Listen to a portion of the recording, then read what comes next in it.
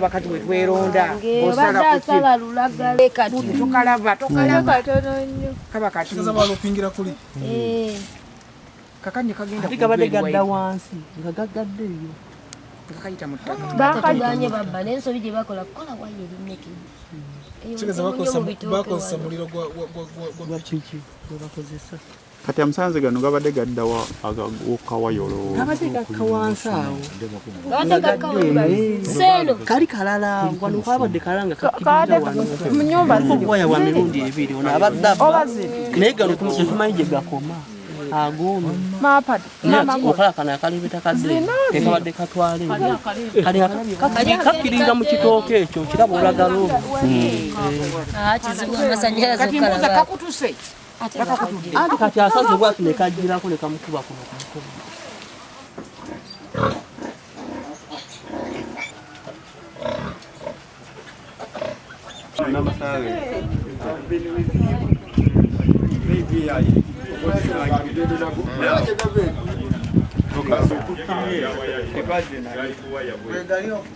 abakakutu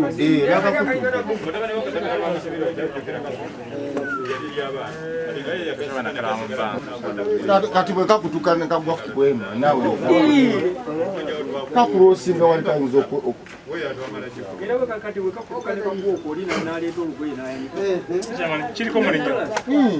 nabuwoya wali baali omutuba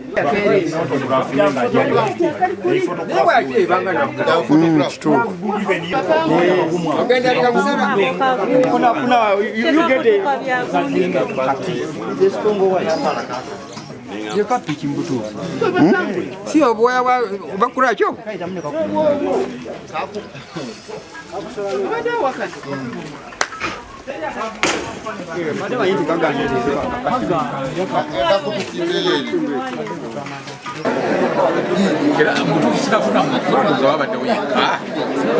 sinafuna bapakifaananyi twakasanyalo bakamukuyegatya gabadde waggulu abadde mbasala lulagala waya mukasirikitwa akapikipiki waliwo abaali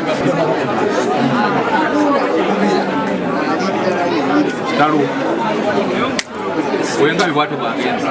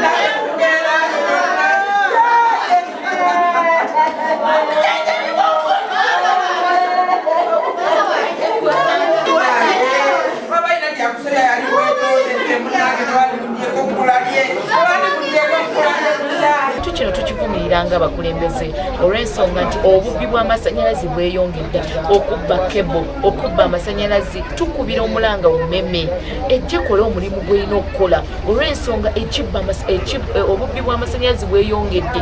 Ababbi babakwata babateeka ku poliisi, babatwala ku poliisi ne babareleasinga on bail, oluusi ne batagenda mu mbuga z'amateeka. So tukivumirira nti ekintu kino kye kireetedde omuntu ono okufa, agenze mu nnimiro amasannyalaze ne gamukuba olw'ekibba ky'amasannyalaze. So nga bakulembeze twagala okuvayo tulwanyise ekibba amasannyalaze n'okulaba nti abantu baffe bafuna obuzibu nga buno. Kati ono omuntu abadde talina kufa but olw'ababbi ababba amasannyalaze mu disitulikiti. Abantu basika amasannyalaze mu ngeri ey'ekibibbi. Kati ebyo tujja kubeera nga abantu abo tuba apprehending. Waliwo n'abalala empayipayi eziwalampa ebikondo ne zigenda ne zisala ewaya z'amasannyalaze. Twakuteekawo empayipayi ezimu naye ne zisimatuka, naye emmotoka yaazo teyalutonze, yayokeddwa n'ebengeya. Naye nga empayipayi emu eyali esibiddwa gwe bawa beyiro yabadde atraininga balala ngeri yakubbamu waya z'amasannyalaze. Kale no campaign kakati weeri, abantu tebajja kwebaka waki bajja kusula ebweru okutuuka nga bafunye abantu abo. Nabadde disappointed okubeera nti abantu abo beescapinze ne badduka ne babaddukako, naye nabadde njagala basigalewo basobole okukolebwako emikolo emituufu. Bandi bakubye emigoba nte ne babatwala ku poliisi bwe bandibadde nga balutonze. Naye kaweefube ow'okukuuma ebyalo byaffe, abantu baffe baleme kumalira matu gaabwe ku ttaka, babeere vigilant okusobola protectinga installations zino kye tubakubiriza. Gavumenti etuyambe ku nsonga eyo.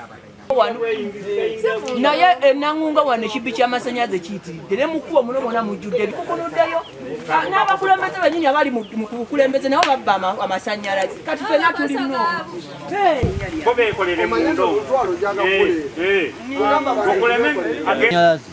ababba amasannyalaze baleese obuzibu.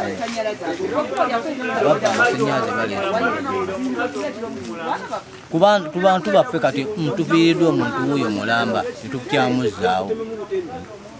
Lwaki amasannyalaze bagasala ku bbeeyi ne buli muntu n'afuna amasannyalaze bulungi?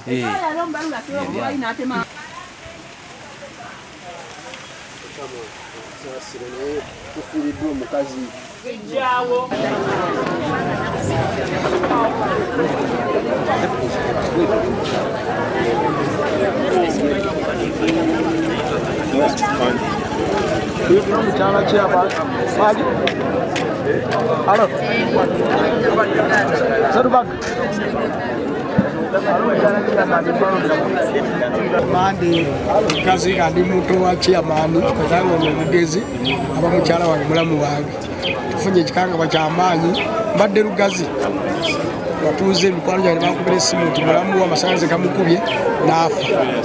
N'olwekyo tukubiriza abatuuze n'abantu baffe bonna baleme okuzanyira mu kigambo masannyalaze. Kigambo masannyalaze kifuusa amasannyalaze nozira mwawulaba ku mawulire nga waliwo abantu mukaaga amasannyalaze ge gatta.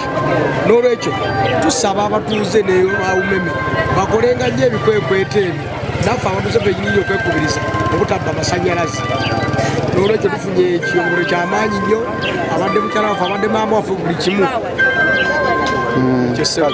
Obubaka Mwambo Fred Chairman Yesuwana Global tuli bennyamivu ku kikangabo kya mukasentebwa okufa, naye tukubira abawumeme nadde ekitongole kya UDCL kituyambe mu kyalo Bugole. Amasannyalaze amanene baagayisa mu nnyumba z'abantu, tusaba ekitongole kijjeyo amasannyalaze kigazze ku kkubo.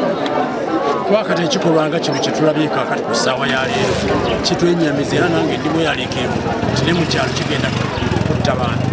Kwa amasannyalaze amanene baagayisa ku nnyumba z'abantu. Kati olaba ekikangabwa kino kigudde mu nnimiro ya mutuuze kasentebe abadde amulabirira ate okubanga yamusoose okufa. Tuli bennyamivu gavumenti etusaasire etuyamba amasannyalaze amanene erondoolewo wegajja.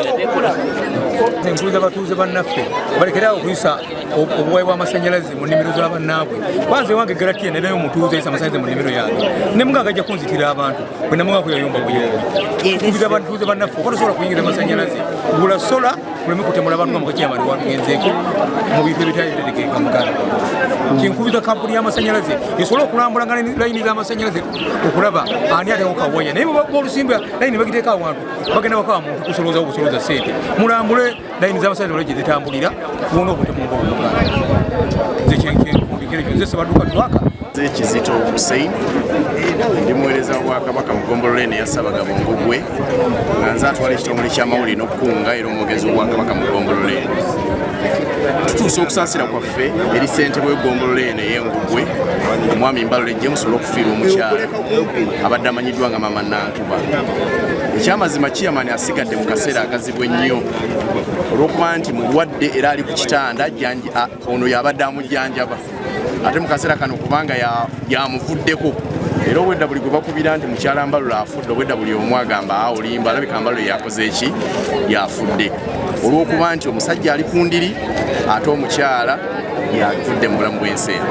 Obubbi bw'amasannyalaze ekyamazima tubuvumirira kuba woolaba nti akawaya akavuddeko obulamu bw'ono okugenda akawaya katasobola kulabika ekiraga nti mu butuufu obubbi bw'amasannyalaze bukusitudde enkundi mu kitundu kyaffe eno naye ng'ate era newo bwekibuleetedde ekyo bwebisale ebyekanamye mu ofiisi za UMEME abantu batya okutuukira ofiisi ezo olw'essente empitirivu ezibasabwa okusobola okuyingiza amasannyalaze mu bulambulukufu mu mayumba gaabwe kyekibaviirako okulaba nga bakozesa olukwesikwesi okulaba nga nabo bafuna okukwota ku masannyalaze agabaleeterwa gavumenti eri mu buyinza naye ate munnaye ebisale biri mu UMEME byamaanyi nnyo abantu ne batya okulaba nga beetuusako amasannyalaze ago mu bulambulukufu bwago.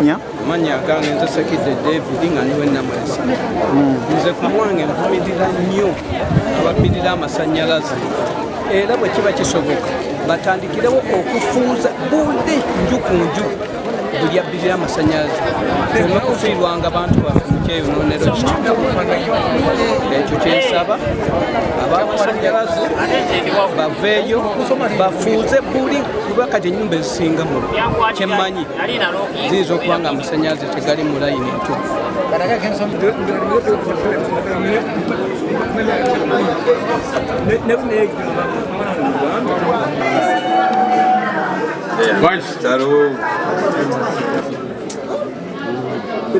Saasire etuyamba abasannyalaze abanene erondole wabegajja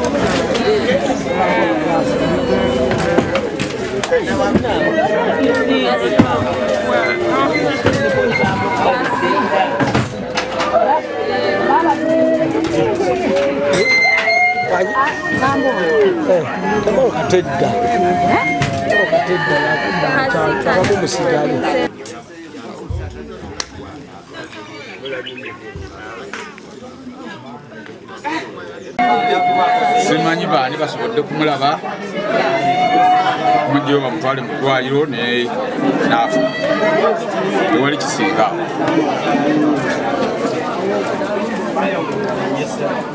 Obubaka Mwambo Fred Chairman Suwana Bwegole tuli bennyamivu ku kikangabo kya mukasentebe okufa naye tukubira aba UMEME nadde ekitongole kya UDCL kituyambe mu kyalo Bwegole amasannyalaze amanene baagayisa mu nnyumba z'abantu tusaba ekitongole kijjeyo amasannyalaze kigazze ku kwakati ekikolwa nga kino kyetulabye kaakati ku ssaawa ya leero kitwenyamiza era nange ndimu yaleekeevu kiri mu kyalo kigenda kutta bantu kuba amasannyalaze amanene baagayisa ku nnyumba z'abantu kati olaba ekikangabwa kino kigudde mu nnimiro ya mutuuze kasentebe abadde amulabirira ate okubanga yamusoose okufa tuli bennyamivu gavumenti